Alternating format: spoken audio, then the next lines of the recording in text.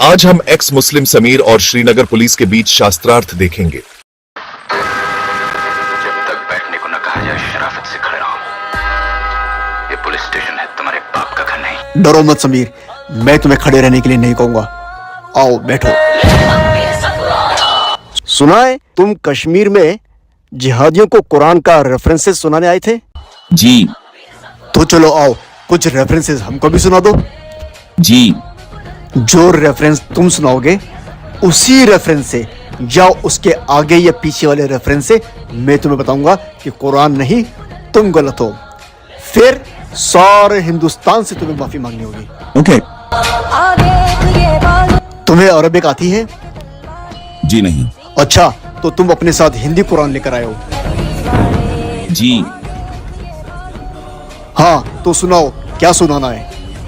आप Quran chapter 2 verse 191 open करें। ठीक है, ओपन कर ली। बताओ क्या कहना है?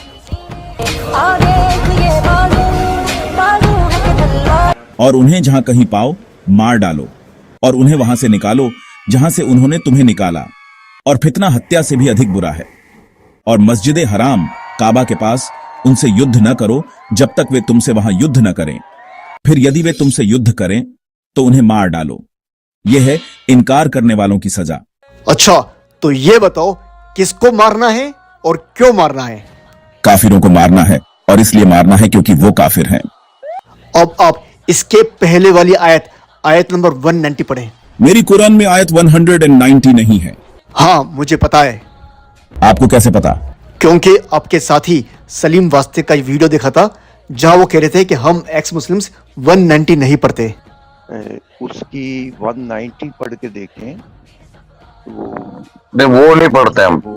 अब आप सॉरी बोलकर उठक बैठक लगाएं, आपको अपने कुरान में 190 दिखाई देने लगेगी।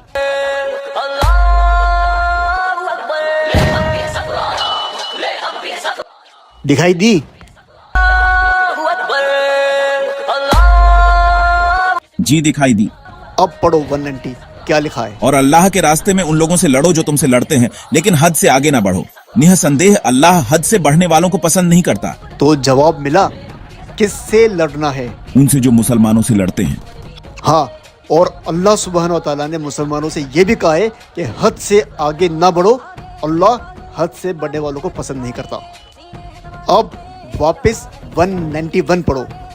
और उन्हें जहां कहीं पाओ मार डालो और उन्हें वहां से निकालो जहां से उन्होंने तुम्हें निकाला।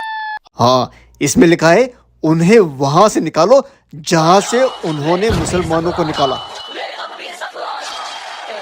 इसीलिए जब कोई हुक्म आए, इतना बड़ा हुक्म आए किसी को मारने का, तो उसका कॉन्टेक्स्ट जाना जरूरी है।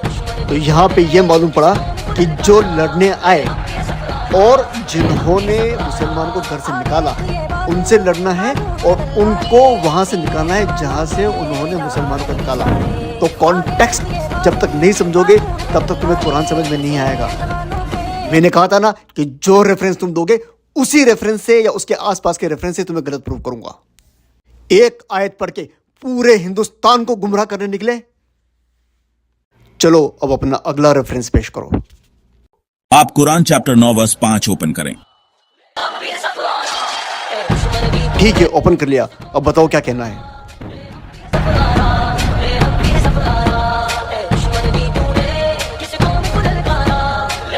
फिर जब हराम महीने बीत जाएं तो मुशरिकों को जहां कहीं भी पाओ उन्हें मारो, उन्हें पकड़ो, उन्हें घेरो और हर घात की जगह पर उनकी ताक में बैठो।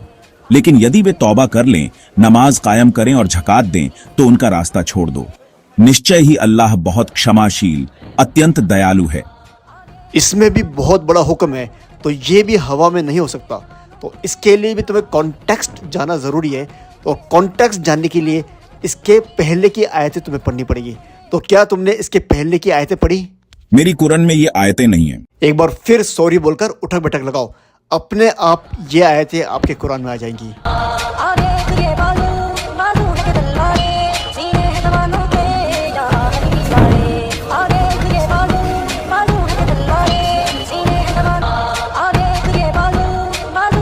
अब आगे पीछे की आयतें आपके हिंदी कुरान में दिखाई दी? जी दिखाई दी। क्या लिखा है? पहली आयत में ये लिखा है ना कि वो मुशरिक जो समझौते में थे उनसे कनेक्शन कट। जी, एक बात और बता दूं, तुम लोग हमेशा बोलते रहते हो कि हर मुशरिक को मारना है, लेकिन यहां पर लिखा है मिनल मुशरिकीन, मतलब मुशरिकों में से कुछ मुशरिक, सारे मुशरिक नहीं। दूसरी आयत में यह लिखा है ना कि उनको 4 महीने का मौका दिया गया है। जी, तीसरी आयत में यह लिखा है ना कि अगर वो तौबा कर ले तो उनके लिए अच्छा है। जी, तौबा मतलब होता है अपने पाप के लिए माफी मांगना, अल्लाह की तरफ पलटना और दोबारा पाप की तरफ नहीं पलटना, और इस सूरह का नाम भी सूरह तौबा है। चौथी आयत में यह लिखा है ना कि जिन्होंने समझौता नहीं तोड़ा और ना दुश्मनों की मुसलमानों के खिलाफ मदद की, उनके साथ समझौता पूरा करना है। जी, अब 5वीं आयत आई, 9 की 5। अब यहां पर वो मुशरिक जिन्होंने समझौता तोड़ा, जिन्होंने तौबा नहीं की, मतलब जिन्होंने लड़ाई को चुना, उनसे ही लड़ाई करनी है।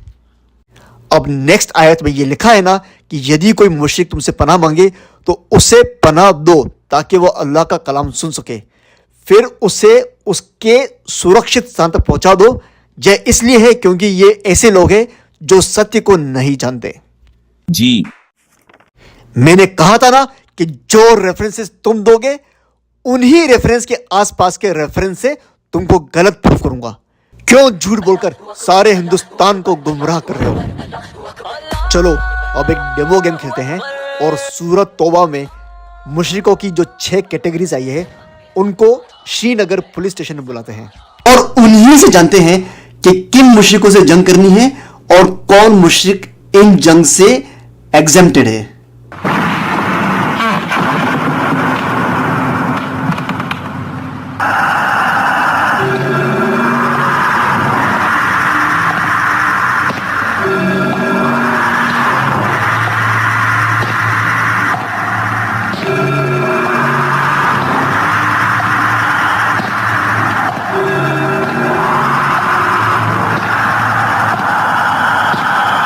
अब हम शुरू से शुरू करते हैं। वर्स नंबर 1 के हिसाब से वो मुशरिक जिनके साथ ट्रीटी नहीं की गई थी, those who did not enter into treaty, वो मुशरिक इस जंग से बाहर हो जाएंगे। वर्स नंबर 3 के हिसाब से मुशरिकों की वो कैटेगरी जिन्होंने तौबा कर ली थी, दोज हु रिपेंटेड, वो इस जंग से बाहर है। वर्स नंबर 4 के हिसाब से वो मुशरिक जिन्होंने ट्रीटी को ऑनर किया है और जिन्होंने दुश्मनों को सपोर्ट नहीं किया है, वो इस जंग से बाहर है। वर्स नंबर 5 के हिसाब से मुशरिकों की वो कैटेगरी जो जंग के दौरान तौबा कर लेते हैं, दोज हु रिपेंट ड्यूरिंग वार, वो भी इस जंग से बाहर है। वर्स नंबर 6 के हिसाब से मुशरिकों की वो कैटेगरी जो जंग के दौरान प्रोटेक्शन मांगते हैं और जिनको कुरान का नॉलेज नहीं है, वो भी इस जंग से बाहर है। अब तुम्हारे साथी का ये वीडियो सुनो।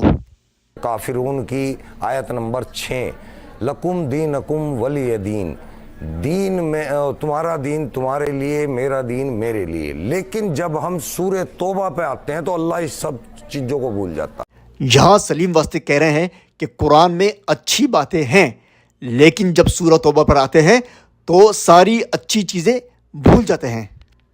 अरे अच्छी बातें भूल नहीं जाते, बल्कि सोसाइटी में नॉन मुस्लिम्स के साथ एक भाईचारे में रहने के लिए कुरान में सोसाइटी कोड्स भी हैं, और वही नॉन मुस्लिम्स जब लड़ाई के मैदान में लड़ने आए तो इसी कुरान में वॉर कोड्स भी हैं। सोसाइटी कोड का बेस्ट एग्जांपल है सूरह मुमतहिना चैप्टर 60 वर्स नंबर 8, जहां लिखा है जो लोग तुमसे तुम्हारे इस्लाम के कारण लड़ाई नहीं करते और तुम्हें घरों से नहीं निकालते, उनके साथ भलाई और न्याय करने से अल्लाह नहीं रोकता। यह बार बार आया है कि जो लोग तुमसे लड़ने आए या जिन्होंने तुम्हें घर से निकाला है, उनसे ही लड़ना है, नहीं तो उनके साथ भलाई भी करनी है और न्याय भी करना है। कुरान में सोसाइटी कोड्स भी है, वॉर कोड्स भी है, क्योंकि कुरान एक कॉम्प्रिहेंसिव किताब है।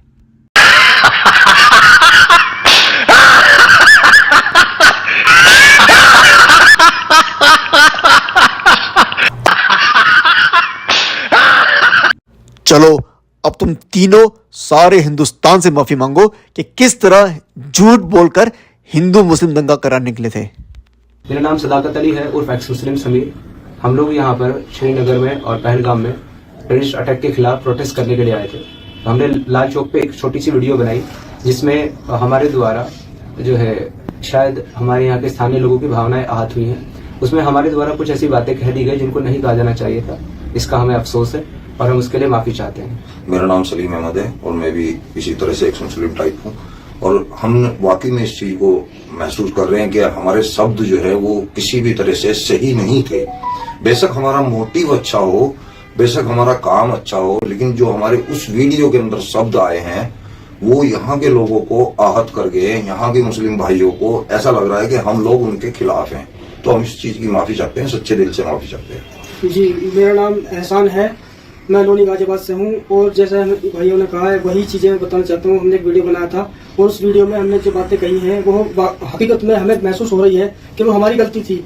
हम माफी चाहते हैं सभी मुस्लिम भाइयों से जो हमारे भाई